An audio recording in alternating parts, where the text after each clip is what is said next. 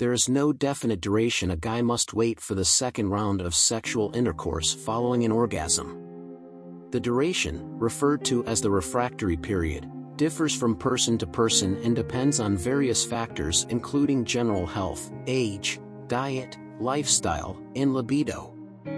Women need only wait a few seconds before the second round, with many even achieving multiple orgasms in one session. In comparison, the male refractory period varies post-ejaculation, with some men ready after a few minutes and some men needing several hours to days.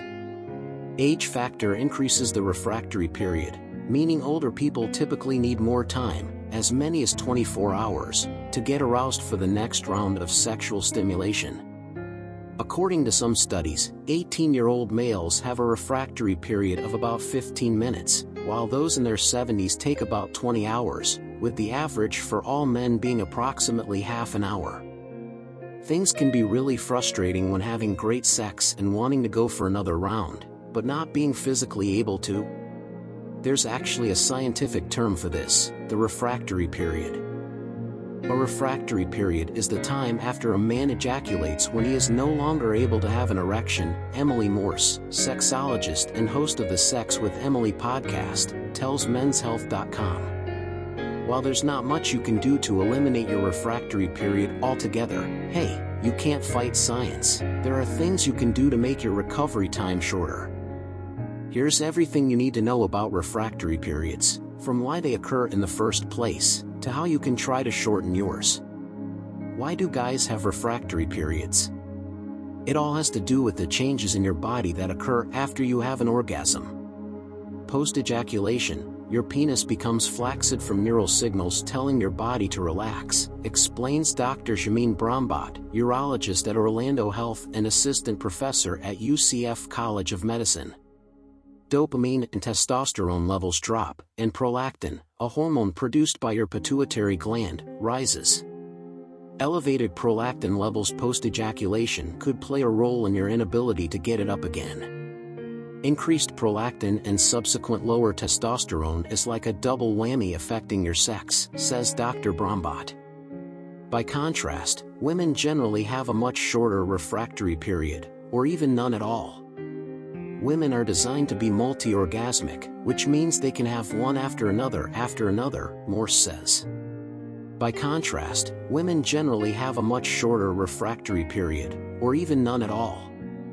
Women are designed to be multi-orgasmic, which means they can have one after another, Morse says.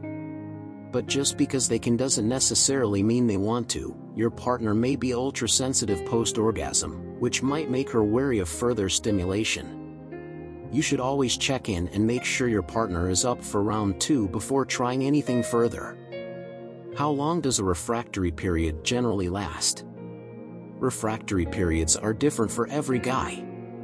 Some men can be ready in a half hour or less, and others may take hours or even a full day, says Morse.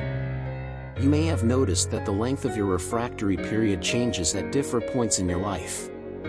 Recovery depends on age, how much arousal you get in between sessions, hormones, and your overall health, Dr. Brahmbhatt says. Studies have found teenagers can take minutes to recover, while men in their 30s and 40s can take 30 to 60 minutes or longer. There is no hard and fast rule on how quickly you will recover. Can you do anything to shorten your refractory period?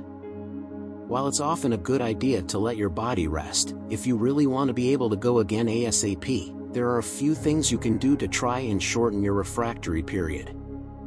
Increasing arousal is the fastest way for guys to get back into the game, Morse says. This could be doing something different, like trying out a toy or talking dirty, or dirtier than usual. Even small changes can be just the novelty and excitement needed to rev up the engines for round 2. Getting into shape can also help to reduce your refractory period. The fitter you are, the better your hormones will be able to regulate themselves. How to shorten the refractory period. The internet is full of ideas and advice on how to reduce the refractory time. The truth is that most of the advice you read is likely to help improve sexual performance in general. A few tips on how you may be able to shorten the refractory period include: Exercise and eat well. The link between exercise and its effect on the refractory period lacks evidence. However, being active and having a healthy body weight can transform your sex life. Don't underestimate the importance of keeping fit and eating healthy. Look after your cardiovascular health. In order to get an erection, you need a healthy flow of blood around your body. If you are struggling to get hard again after a sex, particularly if you have ED, looking after your cardiovascular health will be of benefit.